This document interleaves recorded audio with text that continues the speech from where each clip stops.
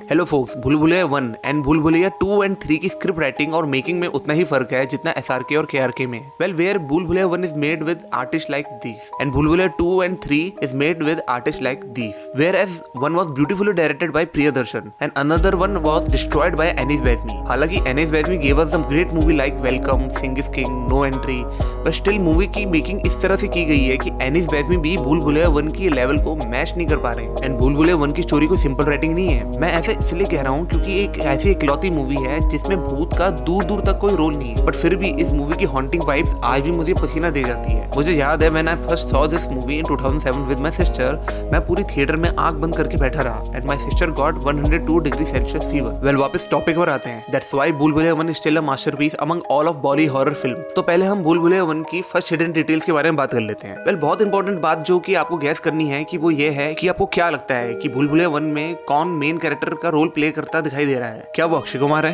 क्या वो विद्या बालन है और राजपाल यादव और Paresh Rawal? When the answer is this हवेली, क्योंकि पूरी कहानी इस हवेली के सराउंडिंग पर बेस्ड है। और वहीं दूसरी तरफ मैं आपको 110% गारंटी के साथ बता सकता हूँ कि आप में से किसी को भी भूल भुलैया 2 एंड भूल भुलैया 3 की हवेली बिल्कुल भी आइकॉनिक और यादगार नहीं लगी होगी। सेकंड डिटेल्स, इस स्टोरी को लिखा और इसकी मेकिंग इस तरह से हुई है कि ऑडियंस को ये लगे कि फिल्म के एंड होने तक रियलिटी में इस महल में किसी का साया है और वो ये सब कर रहा है, जबकि ये सिर्फ एक लड़की के द्वारा किए हुए कारनामों में से होता है जो कि एक साइकोलॉजिकल बीमारी से गुजर रही होती है। वही दूसरी तरफ भूल भुलैया 2 एंड भूल भुलैया 3 में एक रियल आत्मा के इंटरवेंशन ने इस फ्रेंचाइजी को किसी टिपिकल बॉलीवुड हॉरर मूवी की तरह डिस्प्ले किया है। आई मीन मेरा तो मानना था rather than launching this 2 movies with the franchise, इन 2 मूवीज को अलग नाम से लॉन्च कर देना चाहिए था। Well third point was the remake factor. Well Bhool Bhulaiyaa 1 खुद ही मोहनलाल स्टारर मनीष चित्रासू की रीमेक है and the audience from all over the different region, I mean जहां भी इसकी रीमेक हुई है, whether it is from the Kannada industry, Tamil industry, Hindi industry और Bengali industry, but I personally feel कि Hindi remake was the best at its peak. सब लोगों का मानना है कि उनके रीजनल स्टार की रीमेक ही सबसे बेस्ट है और बहुत इम्पैक्टफुल है and I agree with that. But उन सभी ऑडियंस को मैं रिमाइंड करवा दूं जहां इन सारे रीमेक्स में मेन लीड स्टार्टिंग से फिल्म का हिस्सा थे, वही दूसरी तरफ हमारे अक्के पाजी फिल्म के बीच में ही नहीं उसके इंटरवल के बाद अपनी एंट्री देते हैं और इतना इम्पैक्टफुल रोल प्ले करते हैं। वेल आपका इस पॉइंट पर क्या सोचना है कमेंट सेक्शन में जरूर बताइए। लाइक आपने अपने बचपन में अक्षय पाजी के आते ही स्क्रीन में मुझे तो बहुत ज्यादा गुदगुदी होने लगती थी।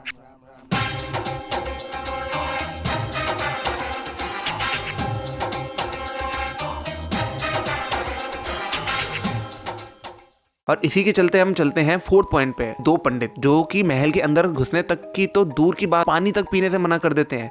वेल मुझे पहले ये लगा कि सच में कोई भूत की प्रेजेंस है इस घर में, इसलिए वहां पर कुछ खाना पीना नहीं चाहते, बट इस मूवी के अंदर तो कोई भूत है ही नहीं। वेल इसकी डिटेलिंग हमें आगे मूवी में दिखाई जाती है जब हमारे अक्षय पाजी को सेंस हो जाता है कि चाय में जरूर जहर मिलाया गया है, और यहाँ तक कि जब अक्षय की एंट्री होते हैं उन्हें संकट हो जाता है कि बैग का जलाना कोई इंसान के द्वारा किया गया ही हो सकता है, ना कि किसी साया के द्वारा। वेल अब आते हैं इसके 5th पॉइंट पर, जो है प्रियदर्शन की यूनिक सेलिंग पॉइंट उनकी हर मूवी की तरह, जो कि है कैरेक्टर बिल्डअप, जो कि यहाँ पर हर एक कैरेक्टर का इंडिविजुअल इंट्रोडक्शन होना होता है। अब मैं आपसे पूछता हूँ कि आपको भूल भुलैया 2 और भूल भुलैया 3 का कोई ऐसा कैरेक्टर याद आ रहा है रादर देन लीड हीरो और हीरोइन जो कि आइकॉनिक हो? The answer is 0। अब वही अगर हम भूल भुलैया 1 की बात करें तो बड़े बड़े कैरेक्टर्स की बात तो छोड़ दीजिए, मुझे तो ये गोटी, ये गूंगी लड़की, ये जानकी बुआ और यहाँ तक कि इनका मरा हुआ लोहार भी आज तक याद है। लिटरली राजपाल यादव के कैरेक्टर को तो इस तरह बिल्डअप किया गया था कि आज भी आधे से ज्यादा मेम कम्युनिटी इस पर डिपेंड है। और वही दूसरी तरफ भूल भुलैया 2 एंड भूल भुलैया 3 में इस कैरेक्टर का ऐसा कैरेक्टर असैसिनेशन हुआ है, I didn't feel like this is the same Rajpal Yadav which I used to see in my childhood. और सबसे मजेदार बात जो मैंने इस वीडियो को बनाते समय नोटिस किया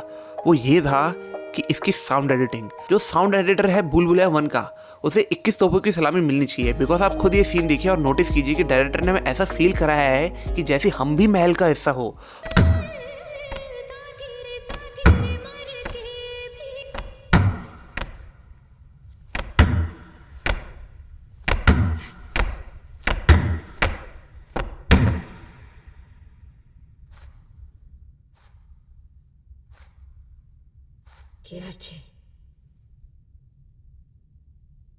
क्या छे बारे।